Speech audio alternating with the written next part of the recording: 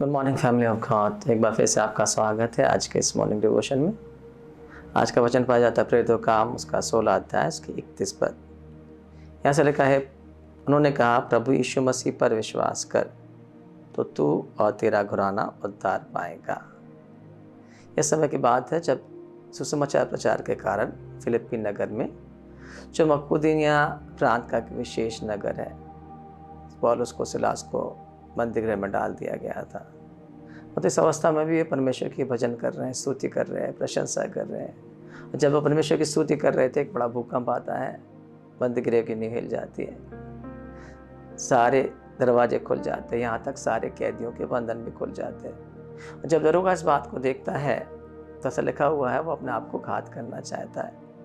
परंतु पौलुस और सिलास भागने का मौका मिलने के बाद भी वहाँ से नहीं भाग रहे। बंदी गृह वहाँ से बंदी लोग भी वहाँ से भाग सकते थे, पर वो भी वहाँ से नहीं भाग रहे। उन्होंने दरोगों से कहा अपने आप को घात मत कर, क्योंकि हम लोग यहीं पर हैं।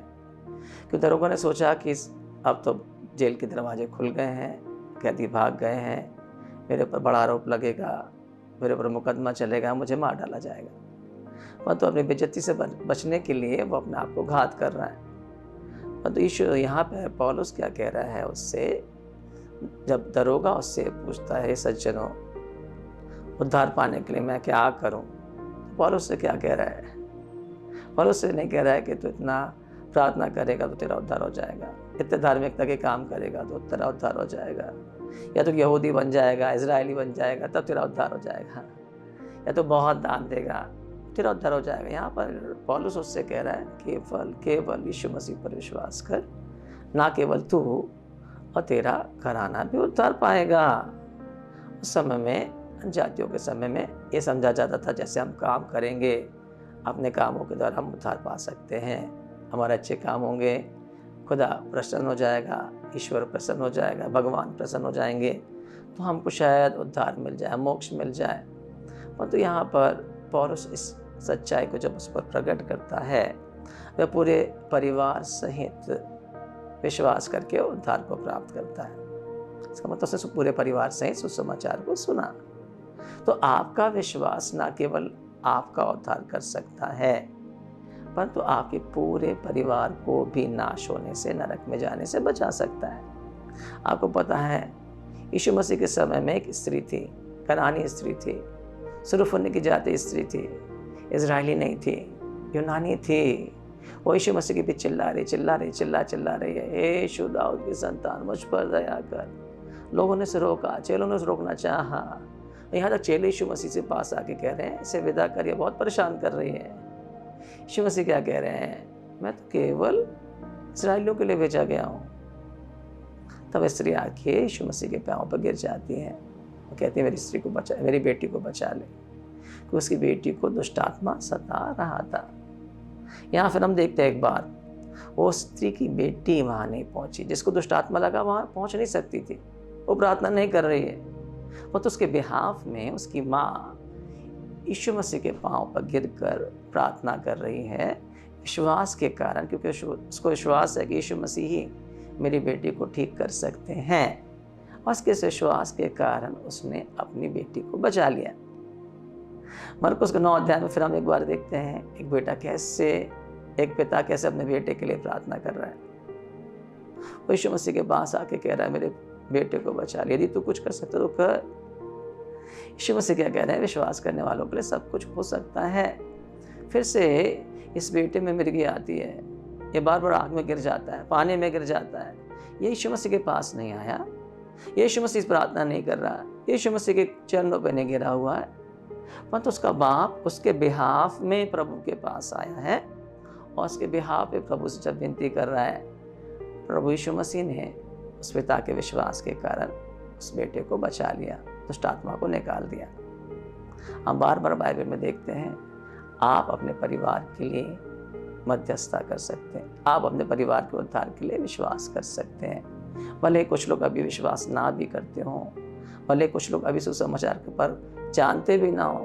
पुराने समय में ऐसा समय था यहोशू में, उसके 2 अध्याय में, जब परमेश्वर यरीहो को घात करने वाला था, कनान देश को उसने इजरायलियों को दे दिया। सबसे पहला नगर कौन सा? यरीहो। पर वहाँ पे एक स्त्री जिसका नाम है राहाब वेश्या, जब यहोशू ने अपने भेदियों को वहाँ भेजा तो इस राहाब वेश्या के घर में जाके छुपे थे। और राहाब वेश्या को इज़राइलियों के परमेश्वर पर बड़ा विश्वास है। वो क्या कह रही है? तुम्हारे परमेश्वर की सामर्थ्य के कारण हम सबके अंदर डर समाया हुआ है।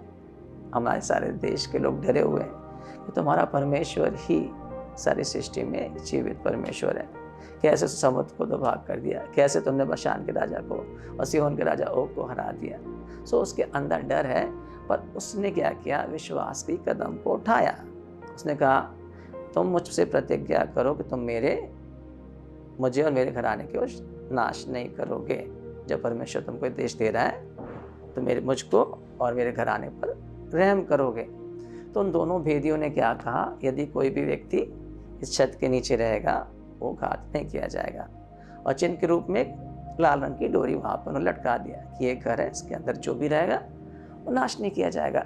राहाब वेश्या, अनजाति कनानी स्त्री जो इज़राइलियों में से नहीं है, और तो उसने विश्वास करने के कारण ना केवल अपने आप को बचा लिया, आप कहेंगे स्वाभाविक उसने अच्छा काम किया है, उसने भेदियों को बचाया है। अब भेदियों का काम भी है कि उसको बचाया जाए। पर व्हाट अबाउट इस फैमिली? उसने मौके के अनुसार अपने परिवार को भी बचा लिया। हो सकता है उसके परिवार के लोग विश्वास नहीं करते होंगे, हो सकता है उसके परिवार के लोग इज़राइलियों के परमेश्वर यहोवा को नहीं जानते थे, वो परमेश्वर की आज्ञाओं को भी नहीं मानते थे, परमेश्वर की विधियों को नहीं मानते थे।